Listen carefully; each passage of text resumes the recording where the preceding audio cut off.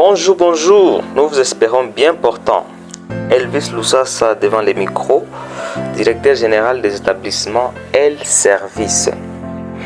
Aujourd'hui, dans le cadre de notre émission, un jour, une histoire et une idée business, nous ne venons pas particulièrement avec une idée business précise, mais nous sommes venus vous partager une histoire et tirer quelques leçons de motivation qui peuvent nous aider pour la bonne marche de nos business.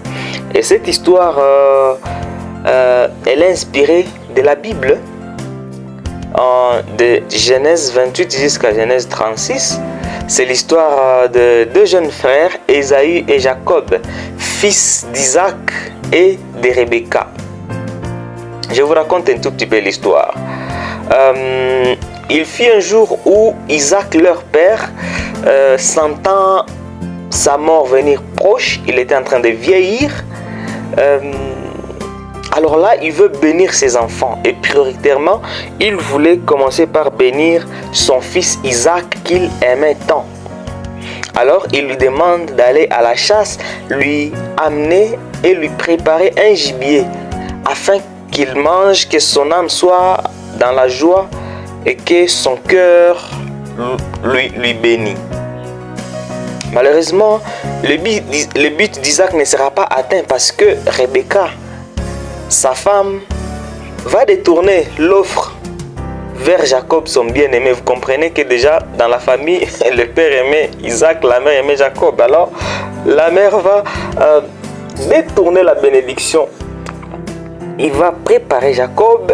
Ils vont se déguiser en Ésaü et Isaac va directement bénir. Après avoir mangé, après avoir testé, il va bénir Jacob au détriment d'Isaac.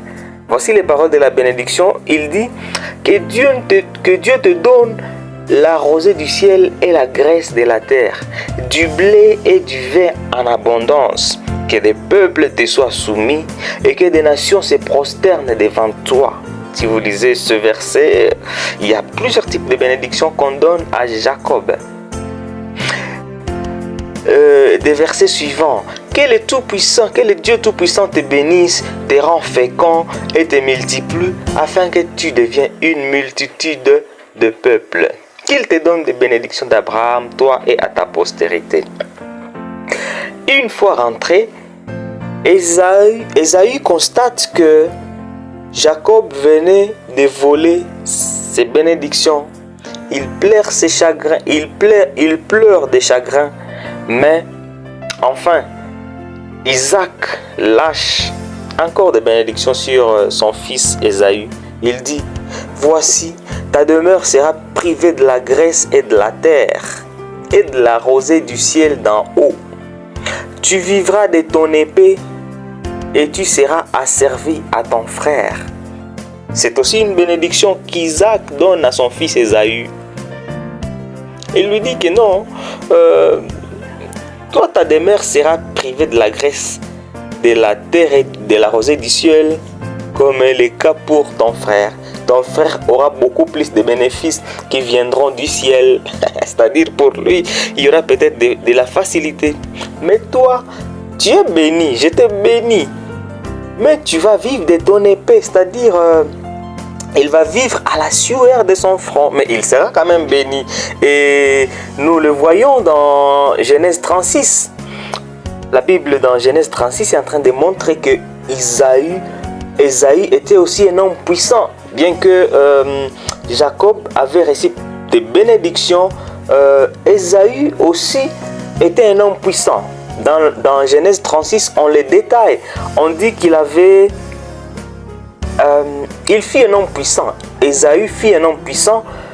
Il a eu beaucoup de troupeaux. Il fit d'abord un homme puissant en richesse. Il avait beaucoup de femmes, symbole de la richesse, et des serviteurs. Il avait des serviteurs. Vous voyez aussi dans la Bible, lorsqu'il est en train de venir rencontrer son frère Jacob, il avait des hommes autour de lui, c'est-à-dire qu'il était un chef. Il fut aussi un homme puissant. Mais il faut voir cette différence de bénédiction. Pour Jacob, ça semble montrer de certaines facilités dans la manière de gagner sa richesse, dans la manière de vivre. Mais pour Jacob, oui, il est béni, oui, il sera béni, mais on dit qu'il va vivre de son épée, c'est-à-dire qu'il va travailler à la sueur de son front. Je me rappelle aussi dans la Bible, même lorsque Dieu était en train de maudire Adam, il lui dit, c'est à la sueur de ton front que tu mangeras ton fruit. Ésaïe aussi là. Je ne sais pas, donc, même dans la vie de business actuellement, il existe cette catégorie de personnes. Je ne sais pas si vous l'avez déjà constaté. Autour de nous, dans le monde des business par exemple, dans le monde d'entrepreneuriat, autour de nous, vous allez toujours constater qu'il y a toujours cette catégorie de personnes qui semblent avoir de la facilité dans leur manière de faire. Ils semblent avoir les choses qu'ils font, les entreprises qu'ils tournent, les business qu'ils tournent, semblent marcher beaucoup plus dans la facilité. Il arrive même qu'on arrive à se poser des questions de savoir, mais nous faisons le même business avec cette personne, mais lui il est en train de percer. Nous avons fait peut-être le même business plan. Nous sommes dans le même domaine, mais lui, il perce. Je donne un exemple particulier. Quand j'étais en train de me lancer en entrepreneuriat, il y a quelqu'un d'autre, quelque part, qui s'est lancé. Mais 5 ans plus tard, je constate que lui, il est peut-être 5 fois plus dans le progrès que moi. Voilà. Ça nous arrive de se poser ce genre de questions. Tu sens que chez certaines personnes, ça va plus rapidement, c'est un peu plus facile, ils progressent. Mais pour toi, c'est un peu dur, c'est un peu lourd. Bien que tu es toujours là, bien que tu progresses. Voilà. À la lumière de cette histoire, à la lumière de cette parole, c'est ce que nous avons voulu nous parler en fait. Et donc, le message consiste à nous encourager à ne pas nous comparer aux autres. Parce que nous n'avons pas toujours les mêmes destinées, même si nous pouvons avoir les mêmes projets. Il y a des personnes qui arrivent à se décourager parce que, à cause de se comparer aux autres, vous faites les mêmes projets, mais vous constatez que pour l'autre, ça marche plus rapidement, il avance, il progresse, mais pour toi, ton progrès est lent, et puis tu arrives à te décourager et dire non, apparemment, je n'ai pas été fait pour ça, et puis j'abandonne. C'est une erreur à la lumière de cette histoire et de ce verset, de ce chapitre.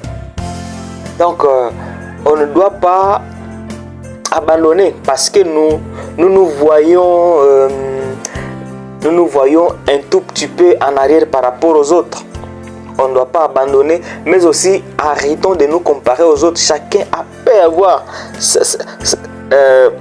sa destination, peut avoir sa route tracée. On dit que tout chemin mène à Rome, à la lumière de cette parole dont nous avons vu.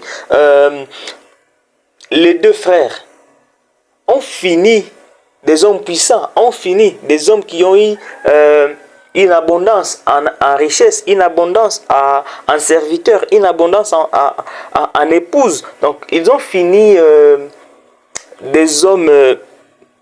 les deux hommes ont progressé en fait. Mais il faut voir le chemin. Pour l'autre, il a la rosée du ciel et la graisse de la terre. Pour Jacob, il réussit facilement. Nous allons voir même lorsqu'il est chez Laban.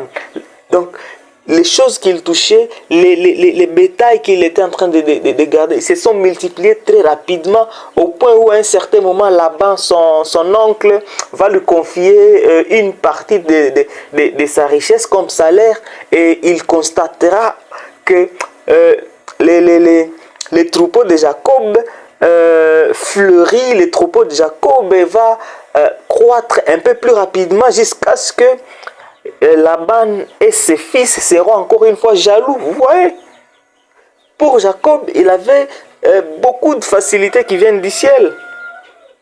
pour Ésaü, il est aussi béni par Dieu, il est aussi béni par son père Isaac, mais lui, il doit travailler dur. Il doit travailler dur. Et il arrive au résultat. C'est ça le message que nous vous annonçons donc d'être courageux, d'arrêter de se comparer aux autres, de travailler. Peut-être que toi, tu es destiné à vivre de ton épée. Oui, tu vas atteindre tes objectifs. Oui, tu vas progresser, mais pour toi, peut-être, ça demande du courage, ça demande beaucoup plus d'efforts. Alors, arrêtez d'avoir les yeux à l'extérieur pour voir. Lorsque tu te compares, tu vas te décourager. Quand tu te compares, tu risques de ne pas atteindre tes objectifs. Tu risques de ne pas arriver au bout de ta mission. Parce que tu es en train de te comparer aux autres. En réalité, nous n'avons pas les mêmes destinées. Nous n'avons pas les mêmes chances. Nous n'avons pas souvent les mêmes directions. Je sais que tu as déjà constaté ce genre de situations autour de nous. Si tu es un Ésaü, alors je t'encourage aussi à travailler dur. Il y a ceux qui vivront dans leur épée et il y a ceux qui auront facilement, comme Jacob. Que Dieu vous bénisse. Je vous remercie. Amen.